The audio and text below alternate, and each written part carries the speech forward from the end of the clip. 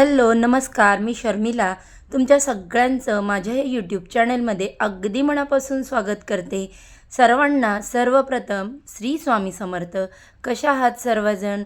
आणि हो, काल माझ्या ज्या व्हिडिओला तुम्ही प्रेम दिलं त्याबद्दल अगदी मनातून हृदयातून तुमची आभारी आहे। बघा, आजचा हा आपला व्लॉग असणार आहे, आपण जी डीमार्टची खरेदी करतो तर ती योग्य आहे की अयोग्य, आपल्याला ते परवडतं का किंवा आपल्याला त्याच्यामध्ये पैसे वाचतात का, तर याच विषयावर आपण आज या व्लॉगमध्ये बोलणार आहोत। त्यासाठी बघा, आम्ही डीमार्टला सामान खरेदी करण्यासाठी निघालेलो आहोत। आणि हो, आम्ही डीमार्टला जाताना बाईकवरच जातो, सहसा कार घेऊन जात नाही, कारण त्यामागचं सगळ्यात मोठं कारण हेच की मुंबईचं ट्रॅफिक एवढं भयानक आहे ना की ते आपल्याला बाईकच परवडते। मला तर अजिबात नकोच वाटते कारनी जायला। तर आता आम्ही डीमार्टला इथे समोर पोचलेलो आहोत। आमचा सिग्नल लागल्यामुळे गाडी अशी साईडला आम्ही मागे थांबवलेली आहे। तर मी डीमार्टच्या साईडचं समोरचं असं शूट घेतलेलं आहे थोडं। आता डीमार्टमध्ये मी एंट्री करते, तोपर्यंत आपण ज्या बॅग वगैरे नेलेल्या असतात त्या सील पॅक करून आम्ही आतमध्ये गेलो। तसं तर डीमार्टमध्ये बघा, शूटिंग घ्यायला अलाउड नाही आहे, पण तिथे जी वर्कर होती तिला मी थोडी रिक्वेस्ट केली की मला यूट्यूब चॅनेलसाठी थोडासा व्हिडिओ शूट करायचा आहे। तर ती बोलली ओके। मग मी अगदी 2 मिनटं पण नाही म्हणता येणार, छोटासा व्हिडिओ तुमच्यासोबत शेअर केला। तर बघा, आता इथे मी जे काही सामान आणलं ते तुमच्यासोबत शेअर करत आहे। तर बघा ताईंनो, डीमार्टची शॉपिंग स्वस्त की महाग? आजच्या काळात घरगुती खरेदीसाठी डीमार्ट हे नाव अगदी सर्वसामान्य ग्राहकांमध्ये खूप लोकप्रिय झाले। आपल्या बघा, दैनंदिन गरजा कमी किमतीत ही डीमार्टची ओळख आहे। मात्र अनेकांच्या मनात प्रश्न असतो की डीमार्टमध्ये खरेदी करणं खरंच स्वस्त आहे का, की काही बाबतीत महागही पडतं? तर बघा, डीमार्टमध्ये प्रामुख्याने किराणा सामान, खाद्यपदार्थ, स्वच्छता उत्पादने, कपडे, भांडी, इतर घरगुती वस्तू मोठ्या प्रमाणात उपलब्ध आहेत। त्या वस्तूंवर बाजारपेठेपेक्षा कमी दर दिसून येतात। त्याचे मुख्य कारण म्हणजे डीमार्टचा लो मार्जिन हाय व्हॅल्यूम ही व्यावसायिक नीती, म्हणजेच कमी नफा ठेवून मोठ्या प्रमाणावर विक्री करणे। त्यामुळे बघा, तांदूळ, डाळी, तेल, साखर, शॅम्पू यांसारख्या वस्तू इतर दुकानांच्या तुलनेत पण स्वस्त मिळतात। मात्र प्रत्येक गोष्ट डीमार्टमध्ये स्वस्तच असेल असे नाही। काही ब्रँडेड कपडे, किचनची उपकरणे असतात, काही वस्तू असतात हे स्थानिक दुकानदाराकडे किंवा किंचित महागही असू शकतात त्यांच्याप्रमाणे। तसेच डीमार्टमध्ये बघा, स्वस्त दर पाहून ग्राहक गरजेपेक्षा जास्त खरेदी करतात, त्यामुळे एकूण बिल वाढतं आणि मग खरेदी आपल्याला डीमार्टची महाग आहे असं वाटायला लागतं। डीमार्टचे आणखी एक वैशिष्ट्य म्हणजे बघा, अनावश्यक सजावट, जाहिरात आणि सेवा खर्च टाळते। साधी रचना, कमी कर्मचारी आणि सेल्फ सर्व्हिस पद्धतीमुळे खर्च कमी होतो व त्याचा फायदा थेट ग्राहकांना कमी किमतीच्या स्वरूपात मिळतो। तर बघा, एकूणच पाहता डीमार्टमध्ये नियोजनबद्ध आणि गरजेपुरती खरेदी केली तर ती नक्की स्वस्त ठरते। मात्र तुलना न करता किंवा आकर्षणापोटी जास्त वस्तू घेतल्या तर खरेदी महागच वाटू शकते। म्हणून डीमार्ट शॉपिंग स्वस्त की महाग हे ग्राहकांच्या खरेदीवर, सवयीवर अवलंबून आहे। आपल्याला ज्या गरजेच्या वस्तू आहेत त्याच वस्तू घ्या, त्यामुळे आपलं बिल पण कमी होतं आणि आपल्याला जे वस्तू महाग वाटतात त्या महाग वाटणार नाहीत। आणि सगळ्यात मेन म्हणजे बघा, तुमच्या घरामध्ये ज्या गोष्टी आहेत त्या तुम्ही रिपीट घेऊ नका।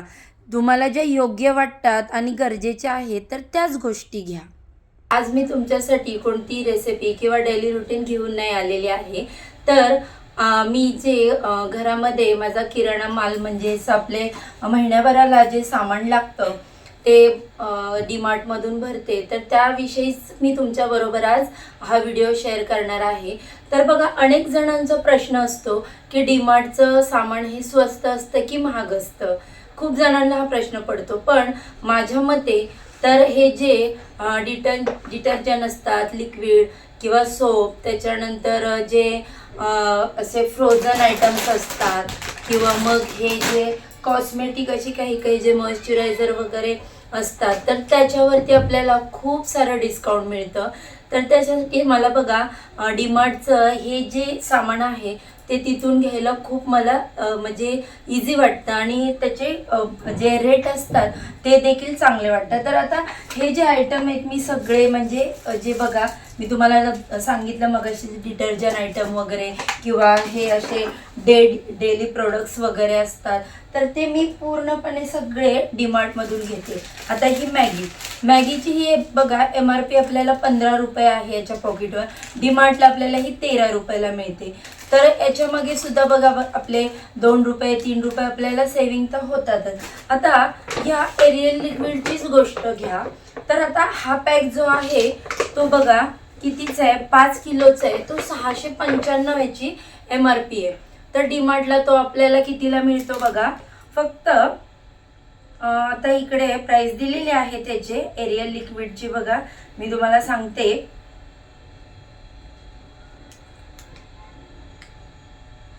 599ला हा मला पॅक मिळालेला आहे. म्हणजे बघा 655चा पॅक 599ला. याच्यामध्ये देखील आपले जे पैसे आहेत ते वाचतातच, कारण जेवढं तुम्ही मोठा पॅक घ्याल आणि जेवढं बाय वन गेट वन घ्याल त्याच्यामध्ये तुम्हाला खूप पैसे वाचतात. आणि हे पण बघा आता हे मी मुलांसाठी असे मकीचे कधी कधी प्रोडक्ट्स पण आणते. तर याची जी प्राइस आहे ना तर याच्यावर बघा 433 रुपये MRP दिलेली आहे.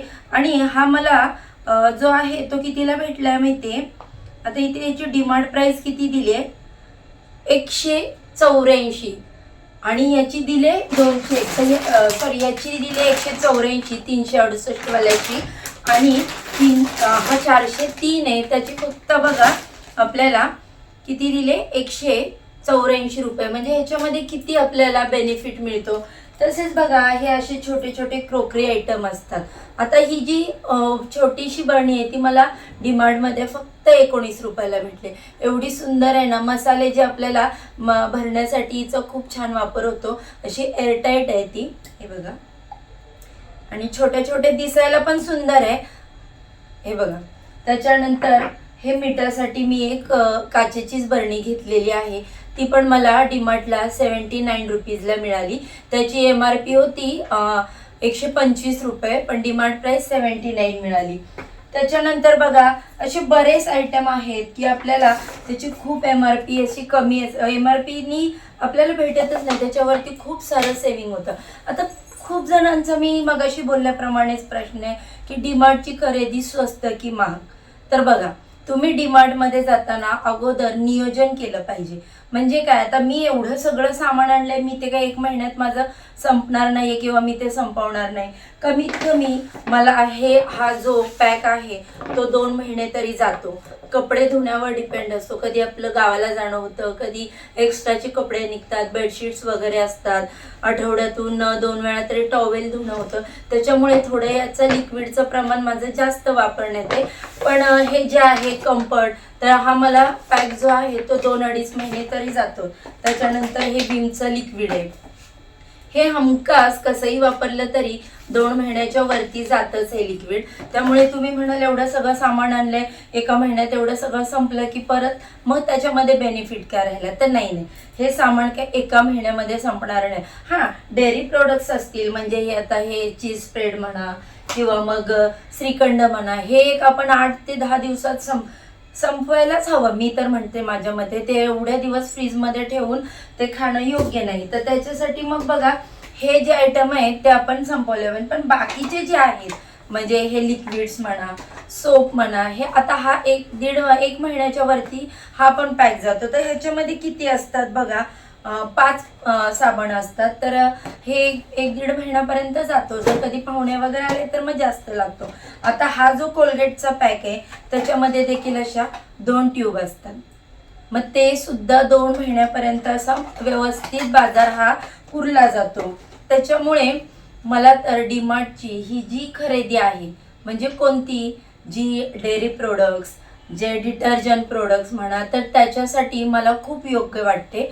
आणि जी ग्रोसरी आयटम आहेत ती मी डीमार्टमधून काही भरत नाही. म्हणजेच गहू तांदूळ वगैरे किंवा मसाल्याचे पदार्थ म्हणा किंवा ड्रायफ्रूट्स, कारण आमच्या जवळच घराच्या होलसेल मार्केट्स खूप मोठी आहेत. ड्रायफ्रूटचं मार्केट आहे, त्याच्यानंतर फ्रूट मार्केट आहे, कांदा बटाटा मार्केट आहे आणि जे ग्रोसरी आयटम जे असतात अनाज मार्केट ते देखील आमच्याकडे होलसेल आहे. त्यामुळे त्या गोष्टी मी डीमार्टमधून अजिबात भरत नाही.